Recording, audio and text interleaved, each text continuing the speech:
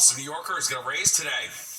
The minimum wage for non-tip workers in the city, Westchester and Long Island, increased to $16.50 per hour. The minimum wage across the rest of the state rose to $15.50. This is the second of 3 yearly increases. It will go up another 50 cents next year and then be tied to the rate of inflation moving forward.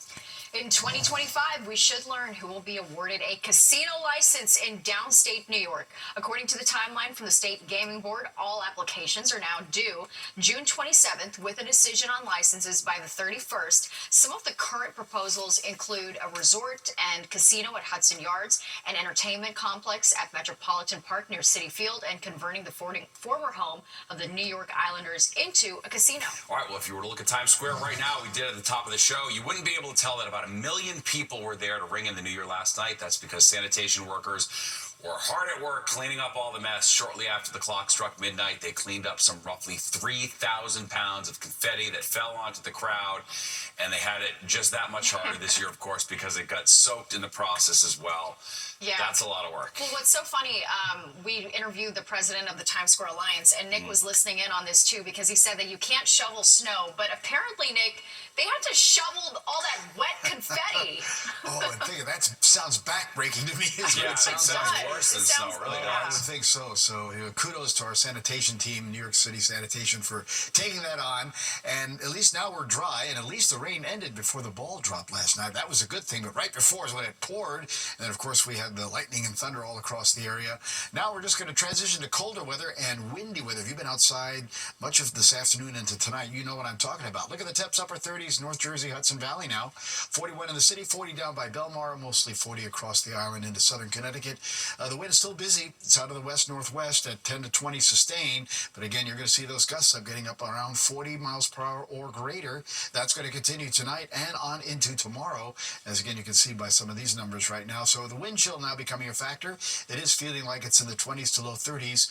Eastern Pennsylvania across most of New Jersey into the Hudson Valley and Connecticut and down towards the Jersey Shore, feeling like 32. All right, look at the future model, computer model wind gusts here. Again, we're talking, this is tomorrow, 8 a.m., gusting 35, gusting 40. That's going to continue pretty much through the day.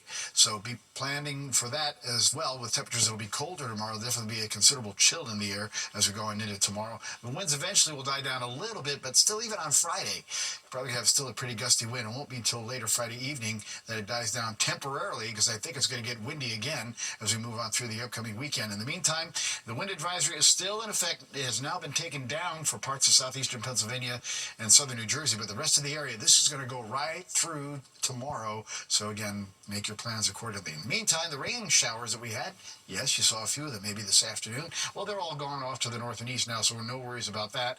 And as we take a look at the wide view, you can see why we're talking about the transition towards colder weather. Look at the snow showers flying across the Great Lakes region as, again, our wind flow comes from that area. So Futurecast shows a clearing sky tonight.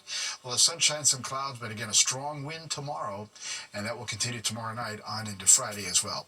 Overnight temperatures heading down to about 35 or so. We'll get back to that if we can. 35 or 36 in the city, low 30s on the island, and upper 20s, low 30s, North Jersey, Hudson Valley, with a clearing sky. Tomorrow it's sunshine, gusty breeze. Right, we're back where we should be. Right, we've had 50s the last couple of days. Tomorrow, 42. The average high should be right at about 41.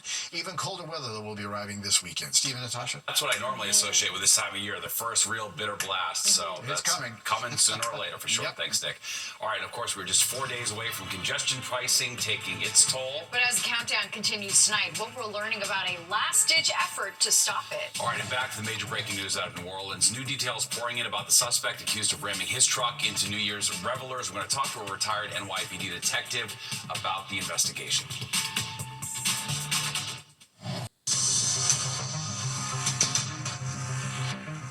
New developments in the battle over congestion pricing. A federal judge will hold a hearing at 3 p.m. on Friday on New Jersey's request to block the plan from taking effect. Now, this comes just 4 days before congestion pricing is set to begin. All right, and as we approach the start date, we've been taking a look at how the plan is going to impact different areas. Fox 5's Jody Goldberg has reaction from Long Island.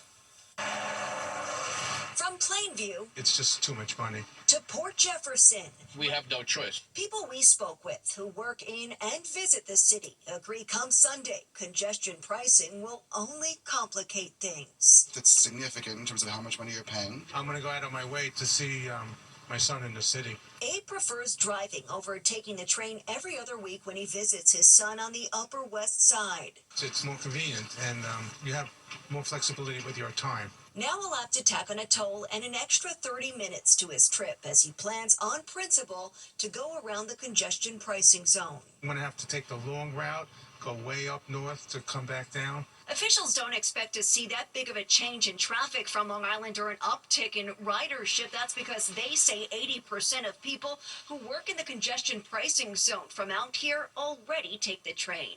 The reason for that is it's very expensive to drive. It's already very expensive between the gas, the tolls, and the parking in the city.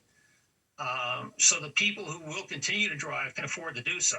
But it's not a matter of affordability for everyone. Andy DeSimone says he'd save if he could, but with rotating shifts and oftentimes early starts, many times he has no choice but to drive. Depending on what time we show up at location, if it's early, we'll drive because you can't take the train because the first one leaves at 4:30 out of Stony Brook, and it's just not going to get me there at 6 o'clock. Retired correctional officer John Bianco worked the opposite shift and had the same problem. I work 3 to 11, and then I get stuck till 2 in the morning. There's no train home at 2 a.m. Bianco's lucky he no longer has to leave Long Island, but for everyone else who still has to commute, get ready to ride the railroad. Otherwise, the cash is coming out in the congestion pricing zone.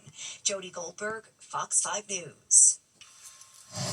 And congestion pricing also set to take a major toll on drivers from Brooklyn. It'll cost an extra $9 to cross the bridges and tunnels from Brooklyn to Manhattan unless drivers go directly onto the FDR Drive or West Side Highway. Many not happy about the added expense, but those who ride the subway hope it will improve service.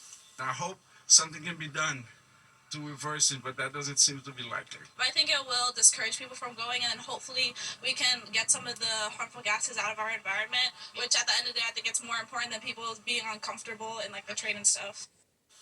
There are several subway lines that travel between Brooklyn and Manhattan, as well as buses, of course, and ferries.